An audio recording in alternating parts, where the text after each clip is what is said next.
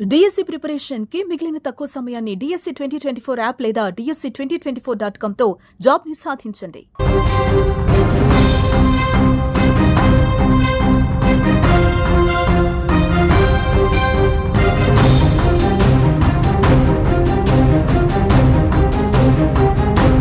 భారత్ పాకిస్తాన్ మధ్య యుద్ధ వాతావరణం తీవ్ర స్థాయికి చేరుకుంది. ఉగ్రవాదులను భారత సైన్యం మట్టుబెడితే దానికి ప్రతీకార చర్యగా భారత్ స్థావరాలపై పాకిస్తాన్ కాల్పులకు తెగబడుతోంది. 2 రోజులుగా డ్రోన్లతో భారత్పై దాడులు చేస్తోంది. అయితే పాక్ దాడులను భారత్ సమర్థవంతంగా తిప్పికొడుతోంది. అయితే 2 దేశాల మధ్య ఉద్రిక్తతలు రోజురోజుకు తీవ్రంగా మారుతున్న నేపథ్యంలో దేశ రాజధాని ఢిల్లీలో నేడు ఓ కీలక సమావేశం జరిగింది. ఈ సమావేశంలో ప్రధాని నరేంద్ర మోదీ త్రివిధ దళాధిపతులతో అత్యున్నత స్థాయి భద్రతా సమీక్షలు చేపట్టారు. ఈ భేటీలో చీఫ్ ఆఫ్ డిఫెన్స్ అధికారులతో పాటు రక్షణ మంత్రి రాజ్నాథ్ సింగ్, జాతీయ భద్రతా సలహాదారు అజిత్ దోబాల్ సమావేశంలో పాల్గొన్నారు. వీరందరూ దేశ భద్రతకు సంబంధించి ప్రస్తుత పరిణామాలపై పూర్తి సమీక్ష చేపట్టారు.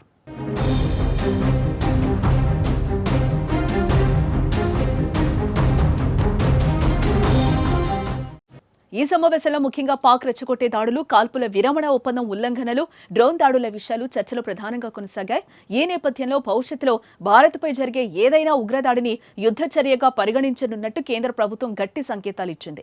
2 దేశాల మధ్య ఉద్రిక్తతలు విపరీతంగా పెరిగినందున భవిష్యత్తులో దేశంలో జరిగే ఏదైనా ఉగ్రవాద దాడిని యుద్ధ చర్యగా పరిగణిస్తామని భారతదేశం వైపు నుంచి పాకిస్తాన్ కు గట్టి హెచ్చరిక జారీ చేయనున్నట్లుగా తెలుస్తోంది.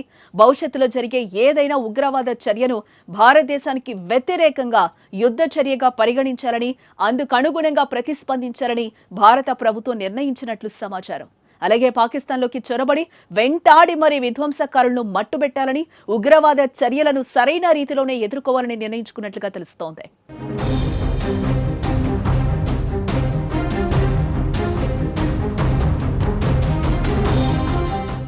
ఇక పహల్గాం ఉగ్రదాడికి ప్రతిస్పందనగా భారతదేశం ఆపరేషన్ సింధూర్ పేరుతో పాకిస్తాన్ POKలోని ఉగ్ర స్థావరాలను ధ్వంసం చేసిన సంగతి తెలిసిందే. అయితే అప్పటి నుంచి పాకిస్తాన్ వరుసగా కాల్పుల విరమణ ఒప్పందాన్ని ఉల్లంఘించి నియంత్రణ రేఖ వెంబడి ఫైరింగ్ తీవ్రతను పెంచింది.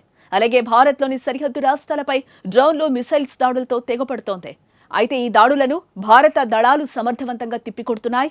అదే సమయంలో రెచ్చగొట్టే ధోరణితో వ్యవహరిస్తున్న పాక్కు గట్టిగా బదులిస్తున్నారు. పాకిస్తాన్లోని వైమానిక వ్యవస్థ, స్థావరాలపై భారత్ ప్రతిదాడులు చేసింది.